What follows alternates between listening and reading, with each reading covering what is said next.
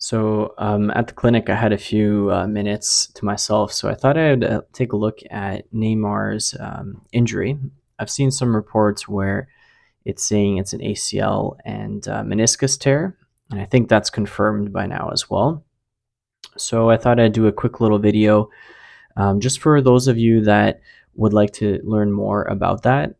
Maybe it's the first time you're hearing about the ACL injury or the combination of the two. Also, if you're wondering what that means for Neymar, if you're a big fan of his.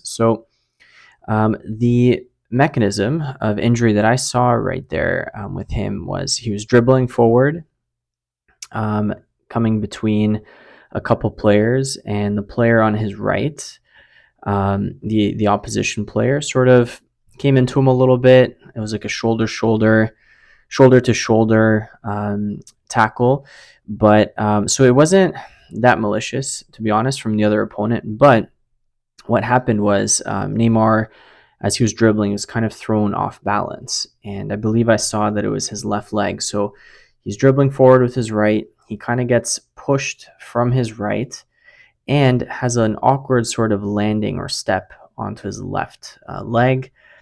I didn't really see it hyperextend, but what is noticeable is that it sort of caught him by surprise.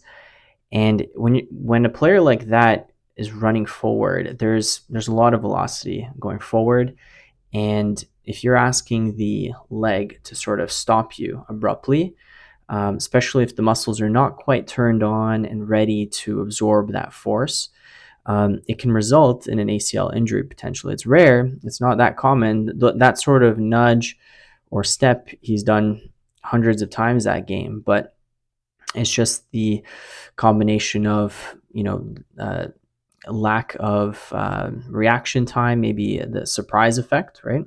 Could be a combination of fatigue, a lot of factors at play.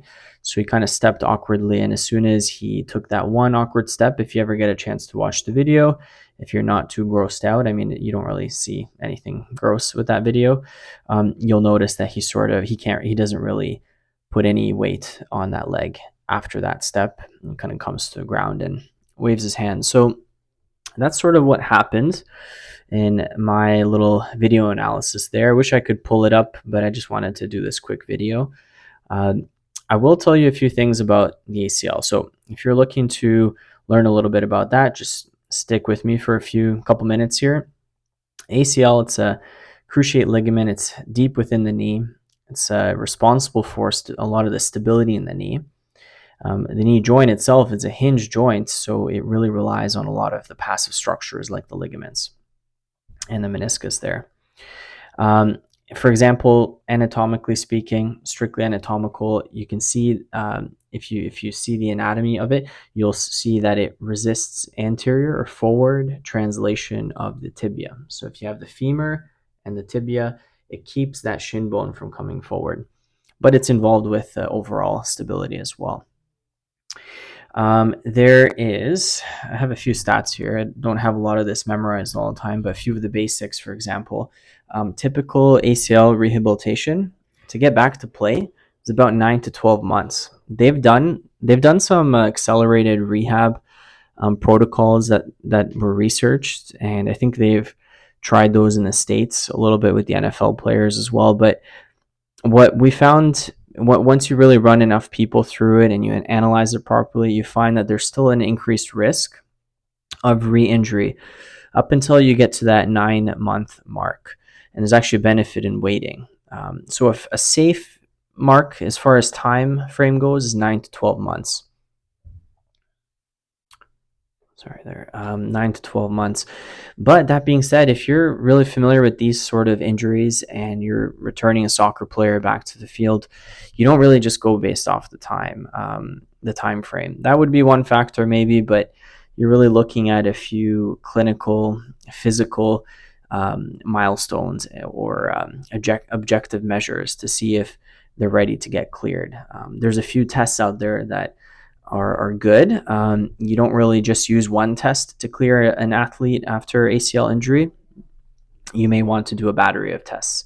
I personally like looking at a drop landing from a box, single leg. Clinic sound. Sorry, I don't know if that came into the mic or not, but regardless, yeah, I like the drop landing. I also use a triple hop test if you're looking for something objective um, to use. So yeah, so 9 to 12 months of recovery. Here's an interesting stat. This one I did look up because I feel like every paper has something different. So this is a relatively new study, and they find that after an ACL, after a professional soccer player goes back to sport, back to playing, um, after about 3 years, only about 65% of them returned to top level competition. So they might get back in the first or second years at maybe a higher percentage, but by 3 years, only 65% of them are still playing. So it's not career ending like it used to be back in the day. And surgeons and physios are getting better at rehabbing it. But it does look like there's a little bit of a biological limit or a physiological limit, or at least a plateau that we've hit in the rehab world. We can't seem to keep all these players playing at the top level. So that's that. Definitely something, if you can, try and do what you can to prevent it. It's worthwhile because it can definitely impact your career, and it takes about a year to recover. So if your career is like 10 years, 15 years, a whole year lost is a big deal. And if it happens in the developmental ages, then you're really missing out and losing out on progress. So yeah, what else can I say about this? I mean, you're probably looking at that 8 or 9 month return for Neymar if he plans on returning. I haven't really looked at any sort of post-injury remarks or post-match remarks from him yet, so we'll stay tuned. But I don't think he'll be returning for several months, unfortunately. Let me know. Either message me directly or in the comments if you have any questions about this. This is an injury and a topic that I'm passionate about, and I see a lot of these athletes come into the clinic. So if you have any questions or concerns, what you could do to try and prevent this from happening, let me know. Whether it's you or if you're a parent listening to this and you have a kid, you like to sort of see what options are there, I'd be happy to guide them in the right direction. Okay, take care.